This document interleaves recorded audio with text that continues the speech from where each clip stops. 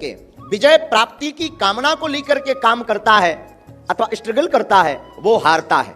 और जो पहले से ही हार मान चुका हो, भला वो क्या हारेगा। उसने अपने जीवन में ये कह दिया कि मुझे जीतना है ही नहीं, उसे कोई नहीं हरा सकता। जिसने ये कह दिया कि मैं हारा हुआ हूं, उसे कोई नहीं हरा सकता। हम लोग त्रुटि क्या करते हैं, हम लोग गलती ये करते हैं कि संसार पर आशा करते हैं, जगत पर, लोगों पर, फ्रेंड सर्कल में आशा करते हैं। सत्य तो यह है कि जहां आशा है वहीं निराशा है, वहीं दुख है। जहां आपने आशा की वहीं दुख है। आपने बागेश्वर धाम से आशा की, बागेश्वर धाम पर किसी व्यक्ति से आशा की तो दुख है, पर बागेश्वर धाम पर बालाजी से आशा की, हनुमान जी से आशा की तो सुख प्राप्त होगा। यह दुख से बचने का उपाय है। बहुत लोगों का प्रश्न है, महाराज दुखी रहते हैं, क्या उपाय है? बढ़िया उपाय तो यही है कि सुखी होने के लिए मत घूमो, प्रसन्न होने के लिए मत घूमो। सबसे बढ़िया उपाय यह है, उत्तम उपाय यह है कि आप हमेशा ये विचार करो, हमें जो भी अपने जीवन में मिल रहा ईश्वर की कृपा से मिल रहा, और ईश्वर की कृपा का प्रसाद मानते हुए अगर पाएंगे, दुख को सुख को लेंगे, तो आप कभी दुखी नहीं रह सकते। दुख से बचने का यही उपाय है। आप लोग सोचो कि महाराज शायद कोई मंत्र बताएंगे दुख से बचने का।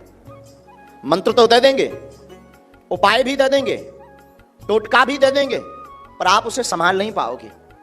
पूछो कैसे? हमने उपाय बता दिया, आप मंत्र का जाप करो, समस्या का समाधान होगा।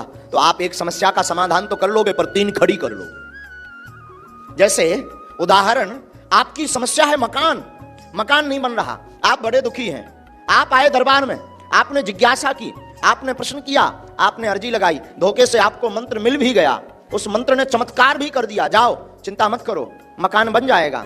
आपने मंत्र प्राप्त करते ही मंत्र का जप प्रारंभ कर दिया, लेकिन मकान बन गया, परंतु आपने 3 समस्याएं खड़ी कर ली। मकान का मेंटेनेंस कैसे चलेगा, मकान में एसी कैसे लगेगी, मकान के बाहर बड़ी बड़ी महंगी महंगी कारें कैसे आ पाएंगी। ये 3 समस्याएं आपने खड़ी कर ली।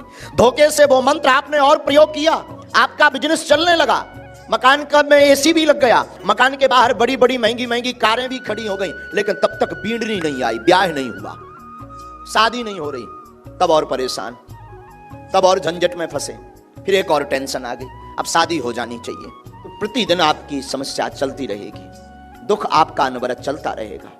अगर आप चाहते हो कि हम कभी दुखी ना रहें, अगर आप चाहते हो कि हम कभी निराश ना रहें, अगर आप चाहते हो कि हम सदैव मुस्कुराते रहें, अगर आप चाहते हो कि हमारे जीवन में प्रसन्नता रहे, अगर आप चाहते हो कि हमारे जीवन में समृद्धता रहे, अगर आप चाहते हो कि हमारे जीवन में वैभव रहे, अगर आप चाहते हो कि हमारे जीवन में कीर्ति हो, अगर आप चाहते हो कि हमारे जीवन में यश हो, अगर आप चाहते हो कि हमारे जीवन में आनंद हो, अगर आप चाहते हो कि हमारे जीवन में सच्चा सुख हो, अगर आप चाहते हो कि हमें मोक्ष निर्वाण की प्राप्ति हो, अगर आप चाहते हो कि हमें ईश्वर का साक्षात्कार हो, तो किसी गुरु के चरणों को पकड़ना सीख जाओ, किसी महापुरुष के चरणों को पकड़ना प्रारंभ करो, किसी संत सिद्ध पुरुष के चरणों को पकड़ना प्रारंभ करो।